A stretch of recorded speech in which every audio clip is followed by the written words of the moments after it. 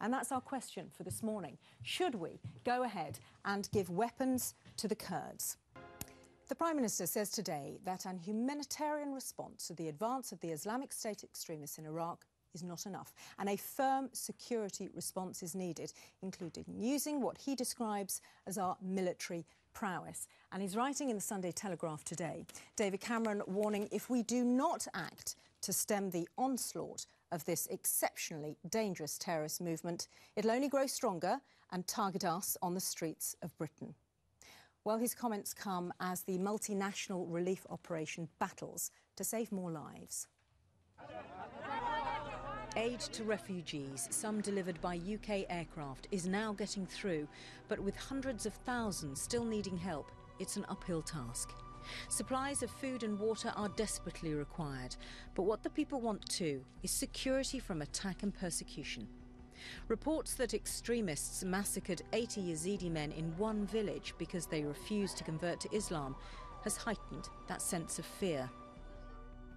British Tornado jets have been helping with surveillance missions, and special forces are thought to be assisting on the ground. But for the moment, that's as far as the government has been prepared to go.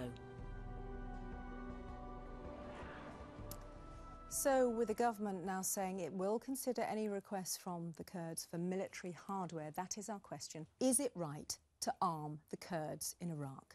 Lindsay from the Stop the War Coalition first. Is it right to arm Kurds in Iraq? I have very great sympathy for the Kurds, and I have very great sympathy for the people who are suffering at the moment. I'm very much opposed to ISIS, but I'm also very much against our government getting involved militarily or indeed arming the Kurds. And the reason for that is I think we need to look at where this disastrous situation has come from. It's come firstly from the intervention which Bush and Blair launched 11 years ago.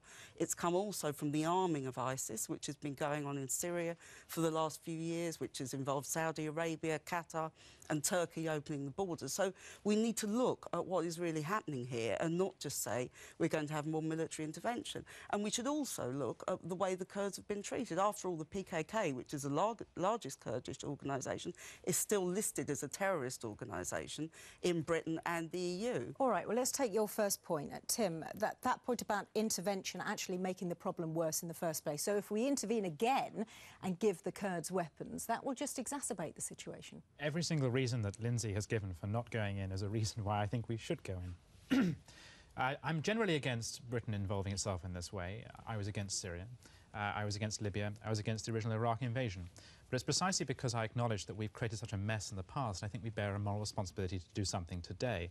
In fact, it goes right back to the end of the First World War when we helped draw up the boundaries of that region. We then unpicked the fragile ethnic and religious balance with the 2003 Iraqi invasion.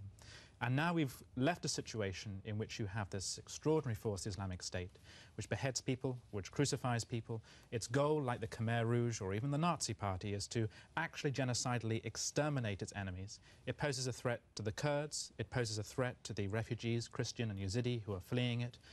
It poses a threat eventually to us too, if they were able to get away with establishing a caliphate, because so many of its fighters are actually from Britain and other European countries.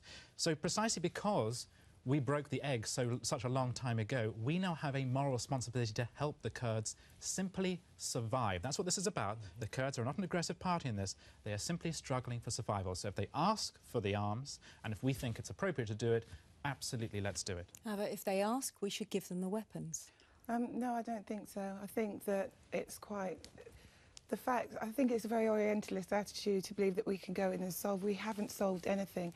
Obama is the 4th president in a row of the USA to attack Iraq, and I think it's absolutely atrocious, the conditions that they have been left in. But what danger do you think giving weapons to the Kurds will lead to, if there is a danger?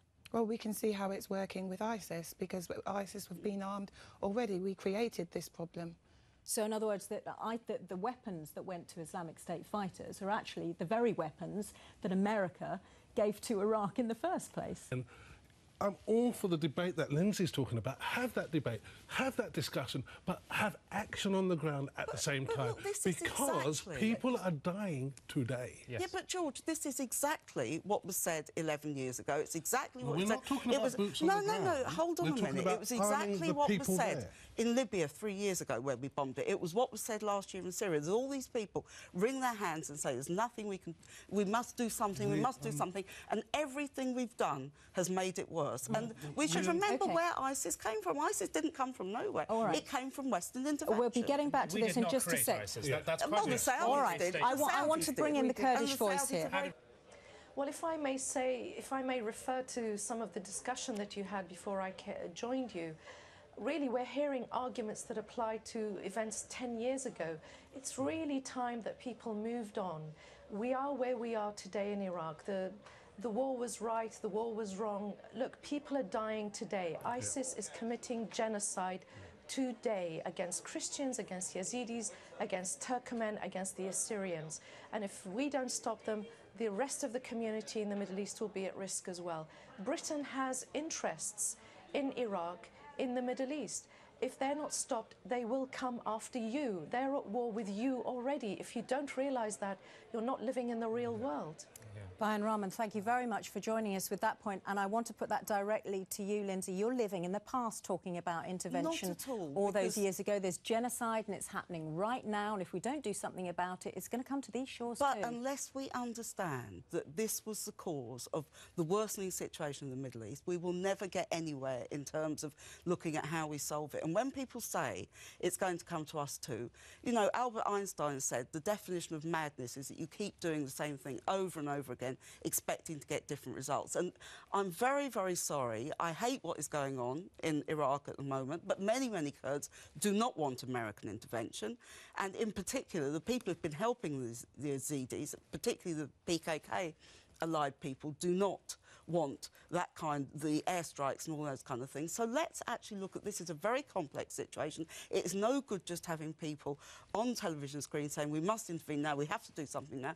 There are many, many refugee problems going on in the world. There was a terrible situation the Palestinians have been in and still are in. We don't get any talk about intervention there. Let's look at a political solution to all these questions. Well, that's the point, Tim, is that firstly it's short-termist, and secondly we don't intervene in Ukraine. We didn't intervene in Syria, where there was a vote in Parliament as to whether that should happen. So why here? It's hard for you as a Christian, as a reverend, to say give weapons to people to kill one another. Well, it is hard, and there's a concept that Tim will be very aware of as a Catholic of a just war, and there are times when you weigh up the balance. So this is a just war, Lindsay. It is we have not to do a just something war. because people are dying right now. It's been a war for oil.